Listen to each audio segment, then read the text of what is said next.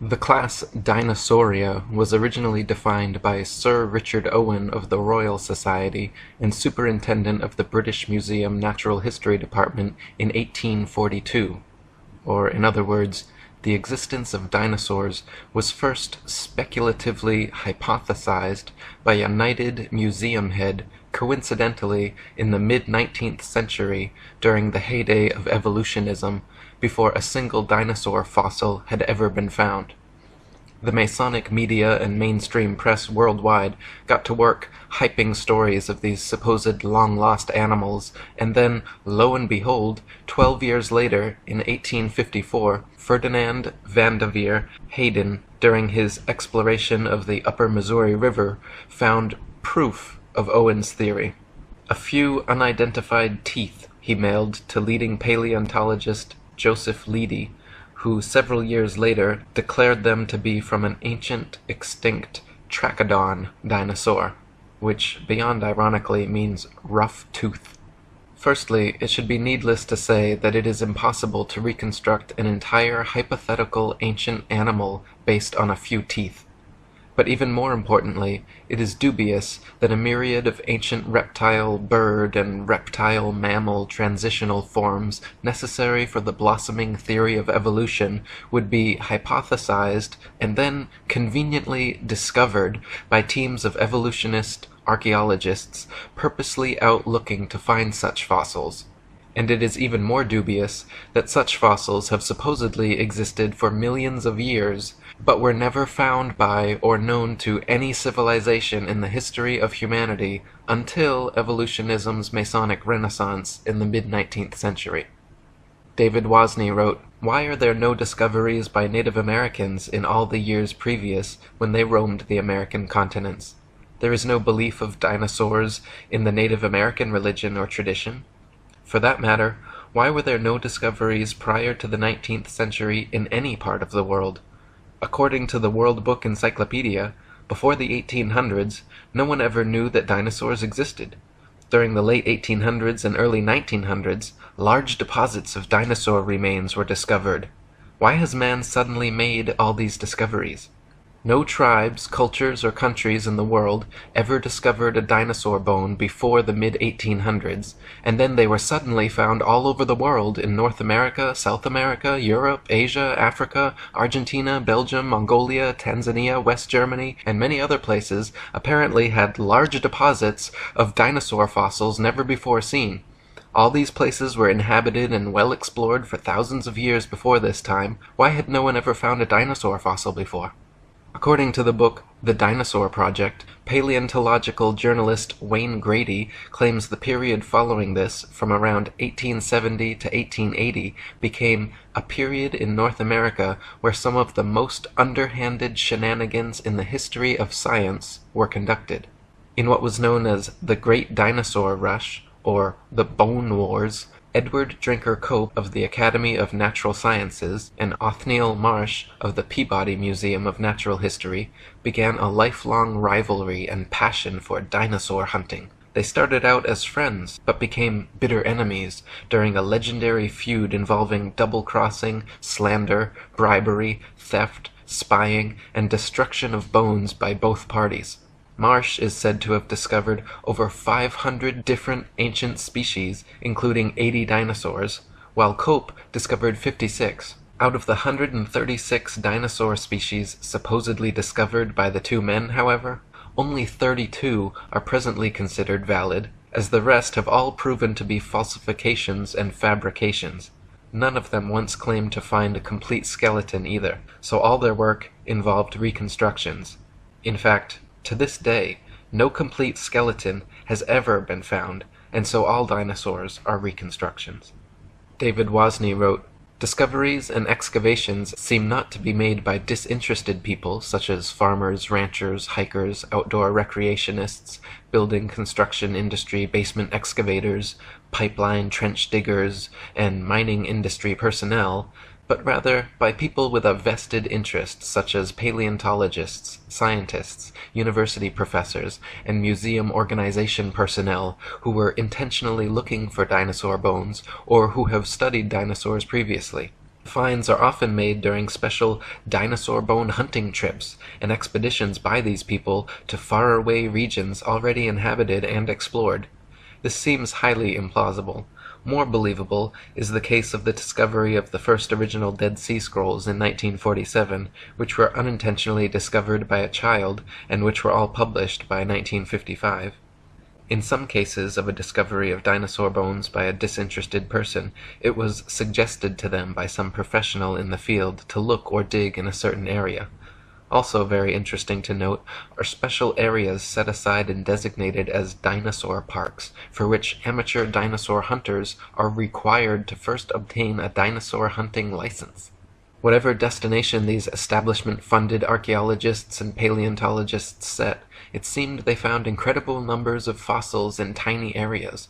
In one of the largest dinosaur excavation sites, called the Ruth Mason Quarry, over 2,000 fossils were allegedly discovered. Casts and original skeletons assembled from these bones are currently on display in over 60 museums worldwide.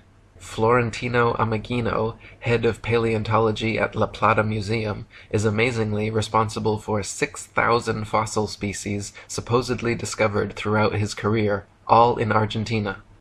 Dinosaur hunter Earl Douglas sent 350 tons of excavated dinosaur bones to the Carnegie Museum of Natural History throughout his career, all coming from the Dinosaur National Monument in Utah. During an expedition to Patagonia, Dr. Louis Chiappe and Dr. Lowell Dingus supposedly discovered thousands of dinosaur eggs at a site of only a few hundred square yards. Many experts have mentioned how such finds of huge quantities of fossils in one area by just a few highly invested individuals goes against the laws of natural probability and lends credence to the likelihood of forgeries or concentrated planting efforts. David Wozni wrote, "Dinosaur bones sell for a lot of money at auctions. It is a profitable business. There is pressure for academics to publish papers. Museums are in the business of producing displays that are popular and appealing. Movie producers and the media need to produce material to sell to stay in business. The mainstream media loves to hype alleged dinosaur finds. Much is to be gained by converting a bland, non-dinosaur discovery of a bone of modern origin into an impressive dinosaur find and letting artists' interpretations and imaginations take the spotlight rather than the basic, boring, real find. There are people who desire and crave prestige, fame, and attention. There is the bandwagon effect and crowd behavior, and then there are people and entities pursuing political and religious agendas. Highly rewarding financial and economic benefits to museums, educational and research organizations, university departments of paleontology, discoverers and owners of dinosaur bones, and the book, television, movie, and media industries may cause sufficient motivations for ridiculing of open questioning and for suppression of honest investigation. The fact that T-Rex bones have sold at auctions for upward of $12 million shows how lucrative the field of dinosaur hunting can be, and it just happens to be museum officials who serendipitously seem to make the most prolific finds. The first dinosaur to ever be publicly displayed was the Hadrosaurus folci at Edward Drinker Cope's Academy of Natural Sciences in Philadelphia. The bones were co-discovered by Joseph Leidy, Cope's esteemed professor, and the man responsible for the Trachodon Toothosaurus. The original Hadrosaurus reconstruction, which is still on display today, shows a huge plaster-cast bipedal reptile standing upright, using its tail as a third leg. What few people know, however, is that no skull was ever discovered, and no original bones were put in the public exhibit. David Wozni wrote, "A visual and a sculptural artist were promptly hired to invent a skull, and from the illustrations of another artist, who had depicted the iguanodon, the two artists drew the same face for the Hadrosaurus folci. The people involved could now technically defend the existence of this dinosaur if someone were to ask. The stunt worked out so well and fooled the public so thoroughly that they could later change the head of the creature without anyone noticing. To this day, Hadrosaurus falci is on display at the Academy of Natural Sciences in Philadelphia.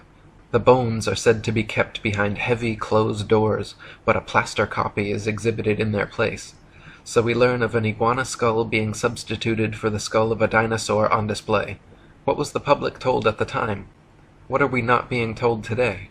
What we are not being told is that this is the rule and not the exception. To this day, not a single complete skeleton of any dinosaur has ever been found. All the museum displays, models, mannequins, cartoons, and movies of prehistoric monsters you have ever seen are all imaginative reconstructions based on incomplete skeletons arranged in a manner paleontologists believe to be most realistic. Furthermore, the skeletons exhibited in museums are all admittedly intricate fabrications made of plaster, fiberglass, various epoxies, and other animal bones, not original fossils. When dinosaur bones are transported and prepared, they use strips of burlap soaked in plaster to jacket over the fossils.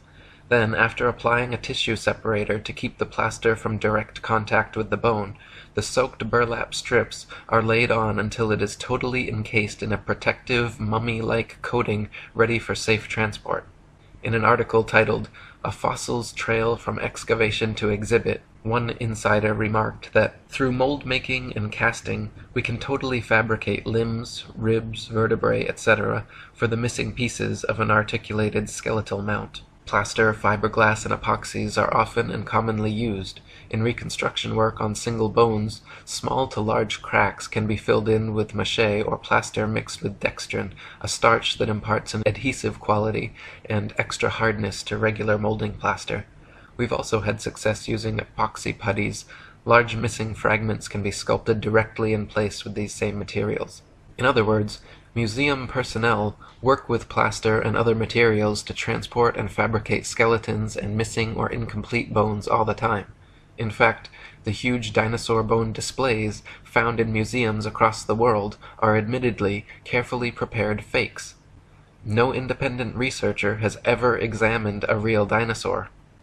They claim all the actual fossils are kept in high-security storage, but only a select few paleontologists are ever allowed to examine them, so the ability to ascertain their authenticity is kept from the general public.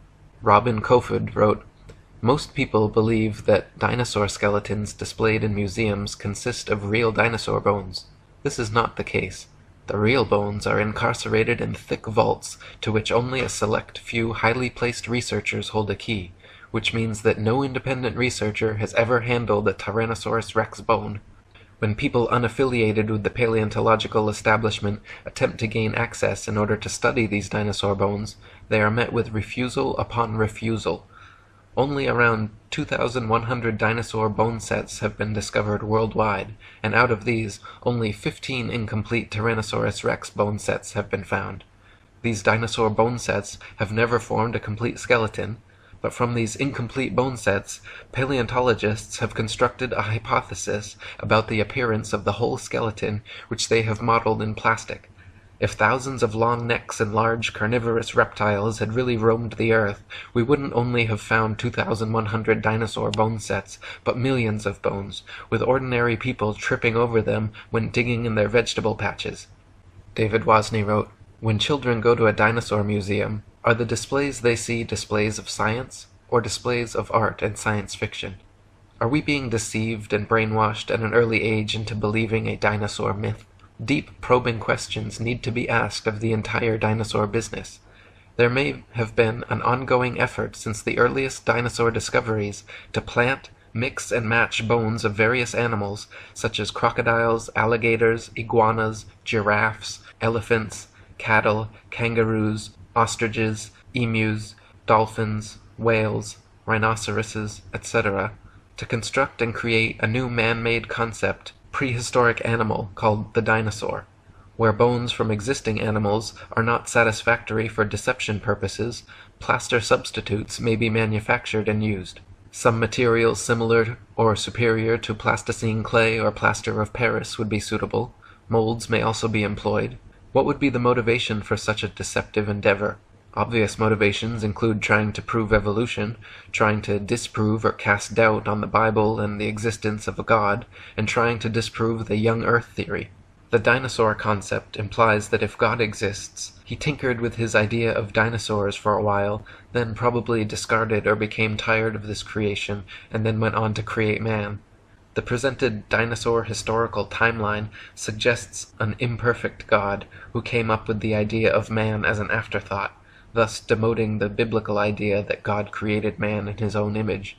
Type dinosaur skulls into a search engine, and you will find a variety of replicas, tailor-made dinosaurs, and museum-quality skeletons. One of the largest and most renowned suppliers of fake dinosaurs is the Zigong Dino Ocean Art Company in Sichuan, China, which provides natural history museums worldwide with ultra-realistic dinosaur skeletons made from real bones. Chicken, frog, dog, cat, horse, and pig's bones are melted down, mixed with glue, resin, and plaster, then used as base material for recasting as dinosaur bones. They are even given intentional fractures and an antiquated, fossilized look to achieve the right effect. Their website boasts, "Over 62% of our output goes to American and European markets, which means we will understand and are familiar with the intricacies and regulation of exporting to these regions. Since we are a partner of dinosaur museums, all products are made under the guidance of experts of the Chinese Academy of Sciences. We have gained a global sales network reaching the USA, Brazil, France, Poland, Russia, Germany, Saudi Arabia, South Korea, Thailand, Indonesia, exhibited in Peru, Argentina, Vancouver, Cincinnati, Chicago, and other places." As Alan Fiducia, University of North Carolina paleontology professor, wrote, "I have heard there is a fake fossil factory in northeast China, in Liaoning province near the deposits where many of these recent alleged feather dinosaurs were found." Or as David Wozni wrote, "The possibility exists that key dinosaur bones on display have been artificially modified through sculpture and carving. Bone sculpture is not an unknown human activity. Many cultures participate in creating man-made objects out of existing bones, totally unrecognizable from the original shape. Is the dinosaur industry a customer of this sort of business? Is it possible that dinosaur skeleton replica are secretly assembled or manufactured in private buildings out of public view, with bones artificially constructed or used from a number of different modern-day animals? Why bother having any authentic original fossils at all if alleged replicas please the public?" Another problem with dinosaurs is their unnatural structural dynamics. Many dinosaur skeletons and reconstructions feature bipedal monsters like the T-Rex with a forward-leaning torso and head far larger and heavier than its counterbalancing tail. Many museum displays cannot even stand up under their own weight. It is highly unlikely that beasts this large and disproportionate could exist at all. The loads acting on their skeletons are so great that calculations indicate the bones of the largest dinosaurs would buckle and crack under their own immense weight. Experts have also pointed out that dinosaurs would have to have moved much slower than portrayed in movies to prevent sudden shocks to their skeletons. David Wozni wrote, "This idea of slow-moving animals does not agree with the biomechanical analysis of dinosaurs, which indicate that the dinosaurs were agile, active creatures.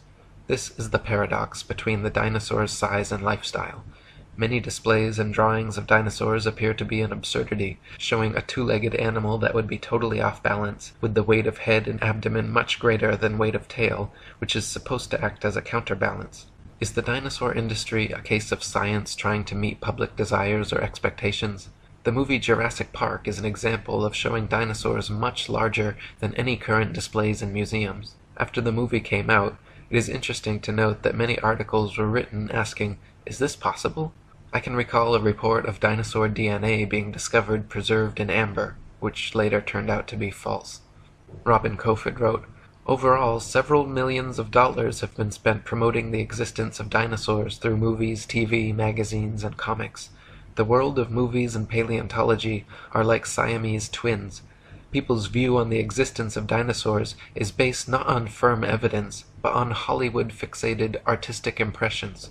Documentaries colorfully illustrate each dinosaur's characteristics, like colors, weight, and muscle mass, but Don Lessam, advisor for Jurassic Park, admits that this is pure guesswork. Consider, for instance, the question of how much these dinosaurs weigh. Don Lessam says, "Scientists don't know how much dinosaurs weighed." Dinosaurs are presented to the public with colorful artistic reconstructions, drawings, models, mannequins, gigantic skeletons in museums, cartoons and movies showing these beasts in explicit detail, but the fact is, from the assigning and arrangement of bones in each species, to the impossible to discern soft tissue, skin, eyes, noses, color, hairiness, texture, etc., just like the many supposed ape-man species, all dinosaur reconstructions are 100% fictional fabrications created by invested and inventive evolutionists. They purposely present dinosaurs to children in the media to spark and bias their young imaginations toward their machinations.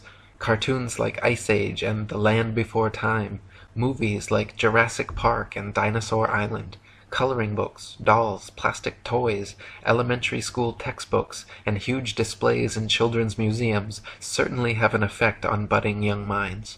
National Geographic and the Ice Age movies were produced by Mason Rupert Murdoch's News Corp and 20th Century Fox.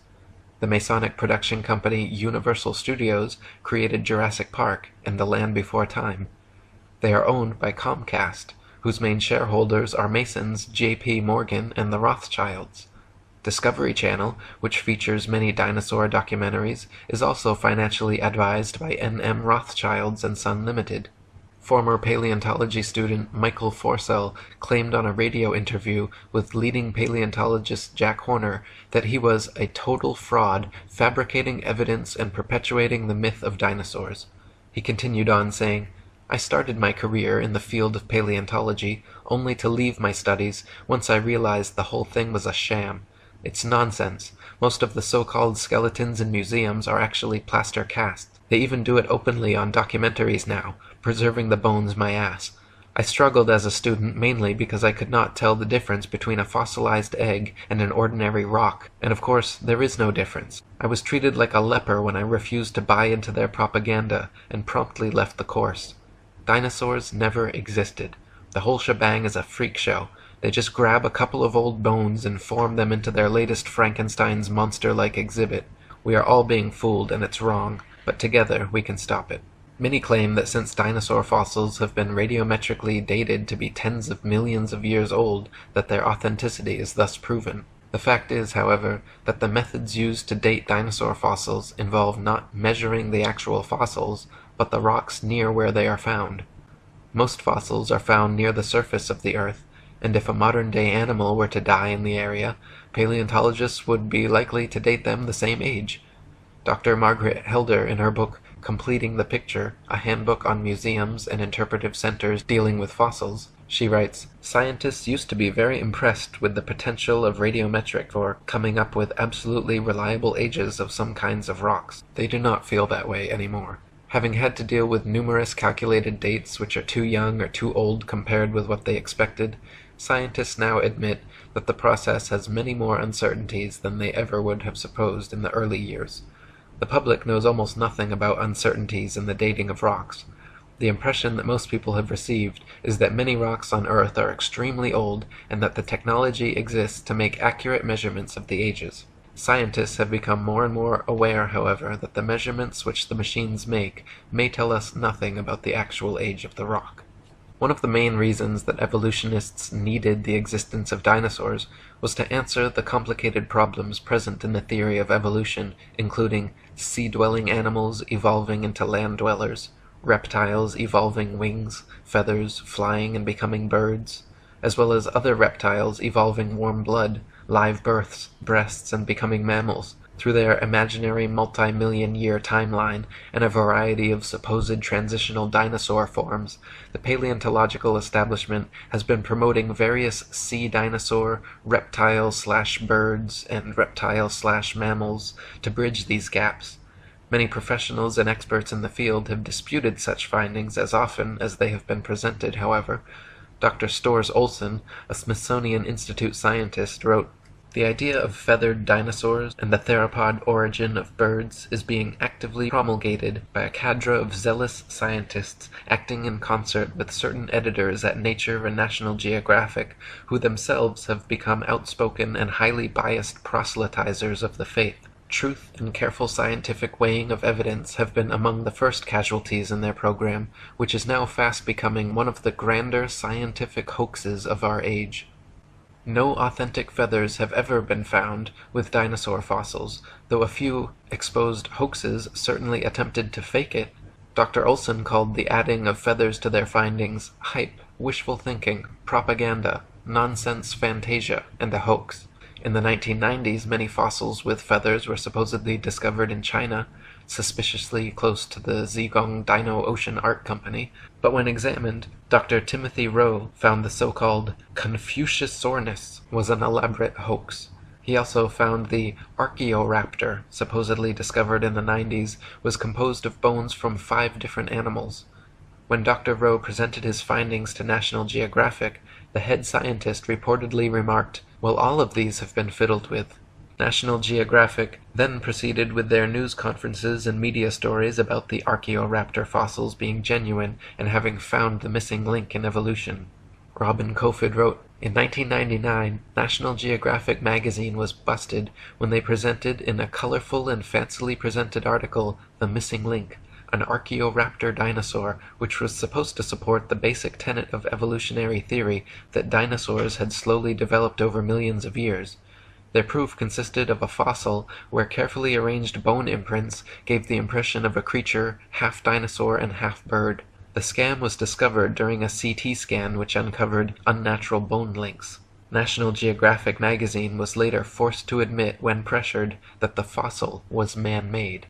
Paleontologists claim that Archaeopteryx is another transitional form of bird evolved from dinosaurs, but this theory falls on its face against overwhelming evidence to the contrary. Other species like Confuciusornis, Launingornis, and Eolalavis have all been found to be contemporary with the Archaeopteryx and are indistinguishable from present-day birds. Alan Fiducia from University of North Carolina, one of the most famous ornithologists in the world, stated, "I've studied bird skulls for 25 years, and I don't see any similarities whatsoever. I just don't see it.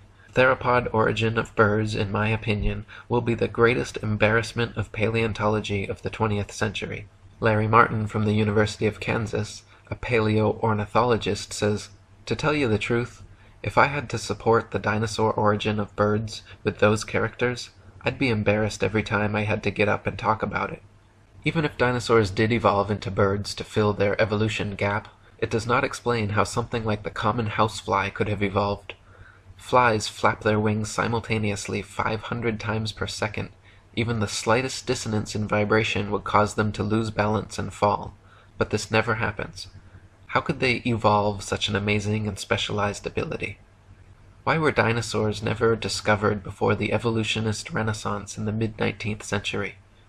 Why do paleontologists think they can reconstruct an entire species of ancient animal from a few teeth? Why have so many dinosaur discoveries turned out to be hoaxes? Why are all authentic dinosaur fossils kept under tight lock and key away from any independent analysis? Why has erosion and weathering not destroyed all these supposed prints and fossils that are allegedly millions of years old? If dinosaurs were supposedly wiped out by a meteor impact or other such catastrophe, why is it that all the other various animal species that exist today were not similarly wiped out? There are many more questions which need to be answered before anyone in their right mind should consider the existence of dinosaurs anything but a convenient evolutionist myth. Robin Kofod wrote, "The paleontological establishment can control which hypotheses will be constructed through textbooks and the curriculum. In this way, students are brainwashed into a pseudo-reality controlled by text material and the teacher's authority. A short practical example. A random dental bone is found at an excavation site, and from this dental bone, the rest of the skeleton is guessed at. We are not kidding about this. The entire dinosaurian field of the paleontological program is a sham."